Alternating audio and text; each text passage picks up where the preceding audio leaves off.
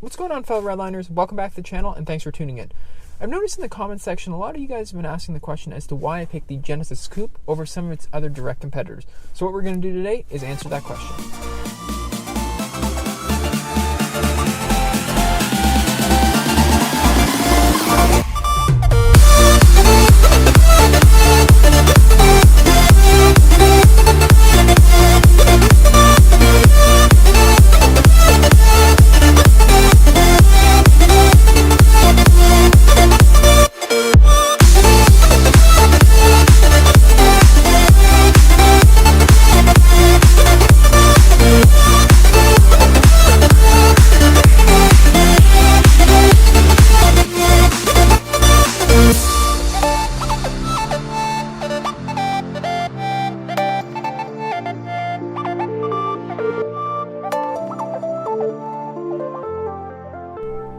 So to begin, let's take a step back and actually think about some of the Genesis Coupe's direct competitors. Some of the direct competitors to Genesis Coupe, at least in my opinion, would be the Mustang, the BRZ/FR-S, or the 350Z/370Z.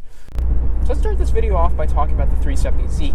There's no doubt in my mind that the 370Z is a fun, proper, and engaging sports car.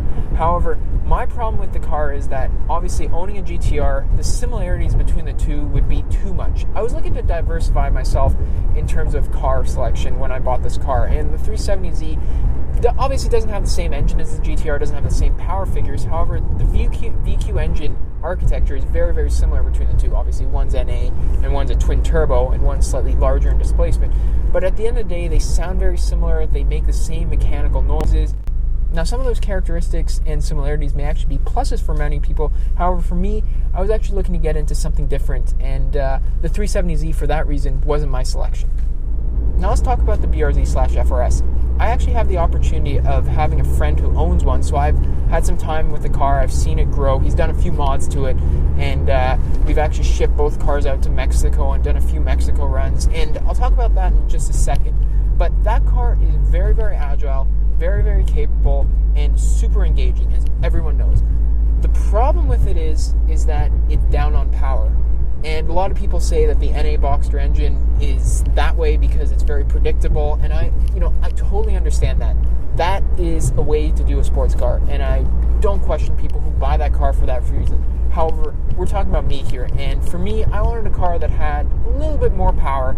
And even after my buddy's done a few mods to his car, so he's done E85 and done Axleback and things of that nature, when we took the cars out to Mexico, this car being completely stock, or actually I think I had an intake on it at the time, or whatever the case may be, pulled on his car like 4 or 5 car lengths in a short period of time.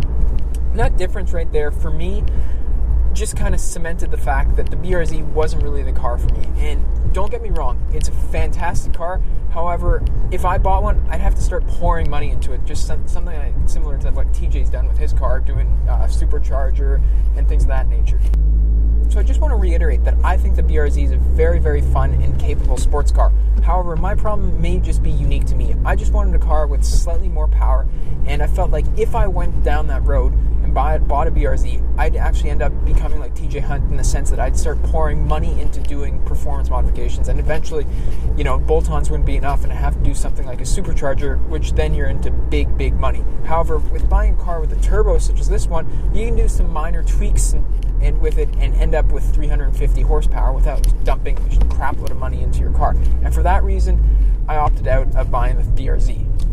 As you guys can probably tell, I just got home. However, I want to finish this video off and talk about the last direct competitor to the Genesis Coupe, and that's obviously the Mustang.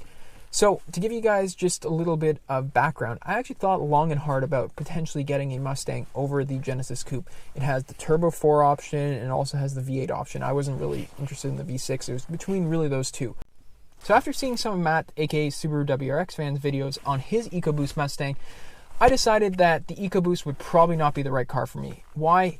Basically, in a nutshell, he had a bunch of issues with modding his, and if you guys want to know more about it, I encourage you guys to go check out some of his videos. He makes some great quality stuff. So basically, I ruled out the EcoBoost 4, and I was really just debating about getting the V8. My problem with the V8 was I'm a huge fan of the new C7, and I see myself getting into that car in the near future, and I didn't want to have two V8s. And obviously you guys can be like, well, what's the problem with that?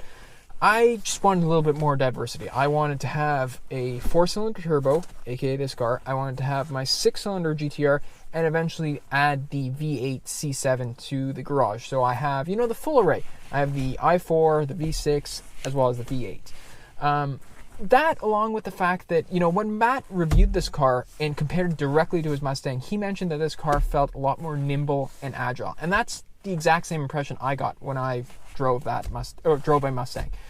And to be totally honest with you guys, I was looking for a car that was just a little bit more tossable, felt lighter on its feet, and for that reason, I went with the Genesis Coupe as opposed to the Mustang, along with some of the other reasons I mentioned, but that was really something that kind of put me over the edge. When Matt did his comparison video with the Genesis Coupe and, tied it back to his car, he said that this car was more agile, felt more capable in the corners, and more importantly, was more playful. And that's a big, big point for me. I was looking for a very, very playful and enjoyable car as my daily driver / sports car. This car just kind of fit the bill perfectly.